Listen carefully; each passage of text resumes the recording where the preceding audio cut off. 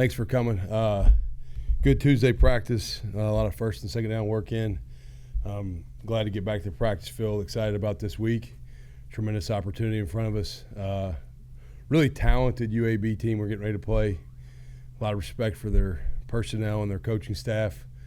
Got good players all over the field, good coaches, guys that have been all levels of football, and impressive group. Last week was great, but it's gone. We got to get ready for this one. So with that, we'll open up to questions.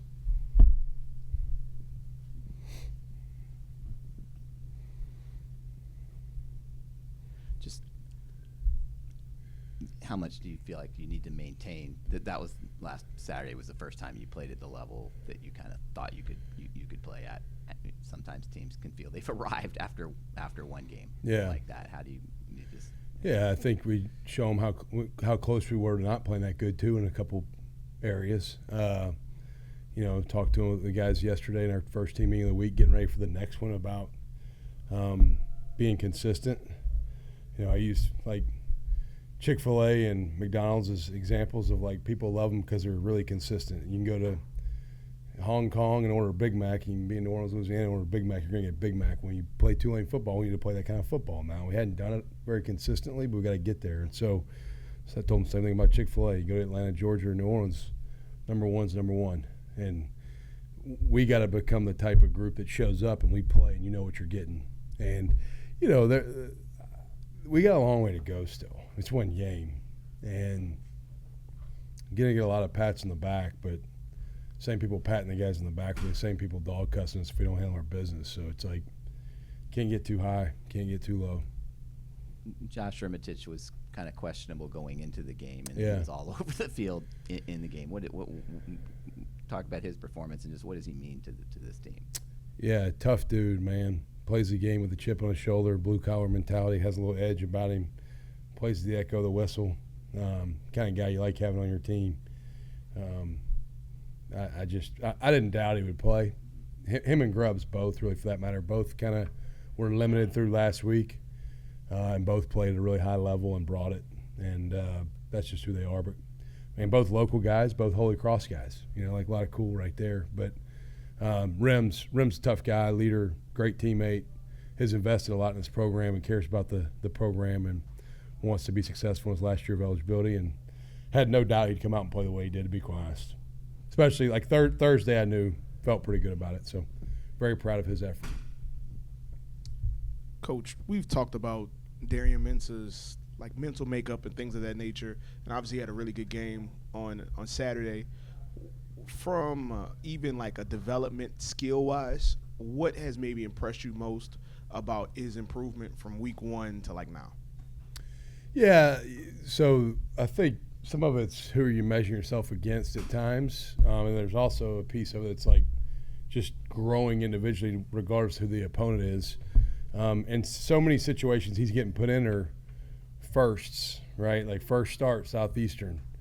First top 25 game, Kansas State. First road game, Oklahoma. First conference game last week. Like he's just got a lot of firsts he's going through right now. And you're seeing the development happen fast. I think he's got a short memory. Like he doesn't let things rattle him typically. Got a lot of confidence. He played with confidence last week. And just continue to grow, like in every area of his game. Leadership. He's a natural leader, but continue to grow and become more vocal. He's got great body language and energy typically. Just anticipation's there. I've been proud of him for maybe running the ball with a little more confidence last week. Still got him tuck it away on the one sooner. I thought I could tuck it quicker. But I think he's growing a lot. And I think the guys around him are playing with confidence in him.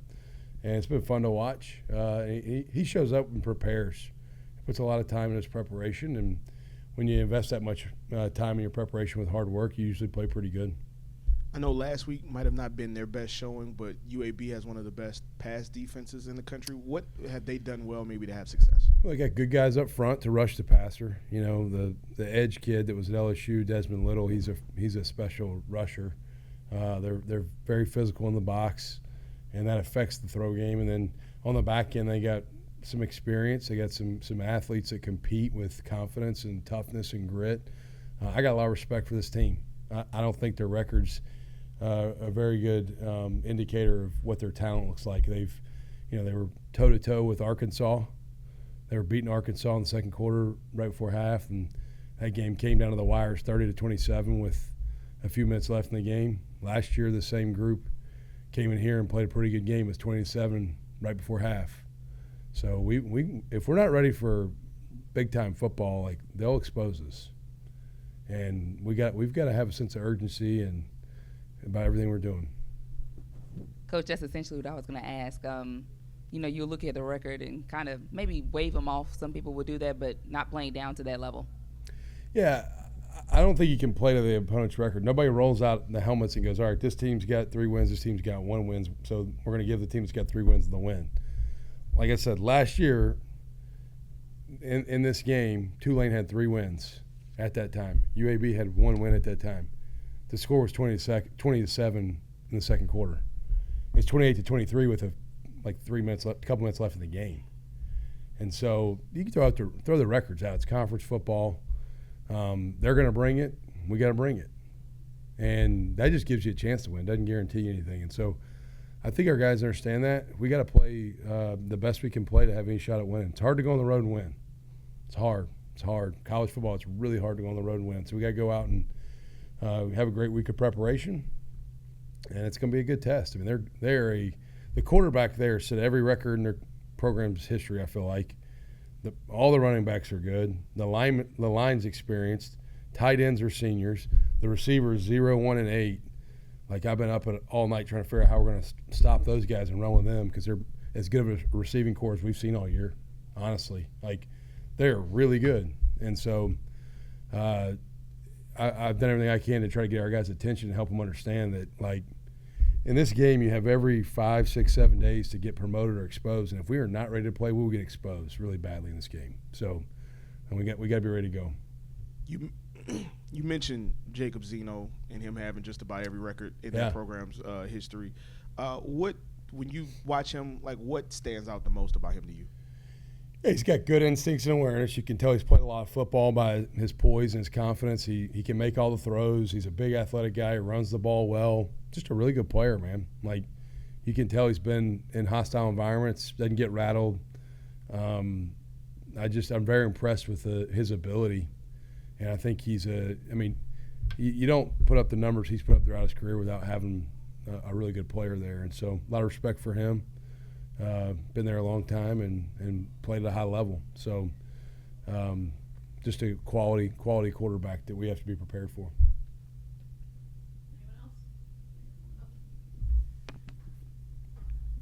Mekhi Hughes is returning to Birmingham for this game. Yeah. Some guys, that puts some extra significance on him, but he's the type of guy, I would assume you think that's not going to change his approach one iota. Yeah, he's pretty steady and even keel.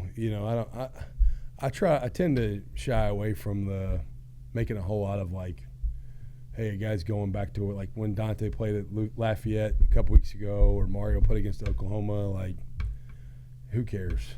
It's a football game. Like, I tell them, hey, I usually have a conversation with those guys and tell them, hey, don't let all the distractions steal your focus on what's going to help you play well. They're young guys that have friends and family and all that are going to maybe hype certain things up. But Mekhi's one of those guys, and he's really high-level player. We got a lot of guys from Alabama. Sam Howard's from Birmingham too, and Ransall, and a lot of guys are Alabama guys. But Mekhi being from Birmingham, I'm sure have a lot of family there. Probably have the hardest job he'll have before the game. The game will be challenging in and of itself, but it's making sure he's got enough tickets probably. But he's a great player, and I have zero doubt that his focus and preparation will not change because he's going home. He's a pro's pro with how he handles himself, and that's what makes him such an exceptional player. He's a good talent, but he's a fantastic mental guy. Like, he's just a pro. Awesome. Thank y'all.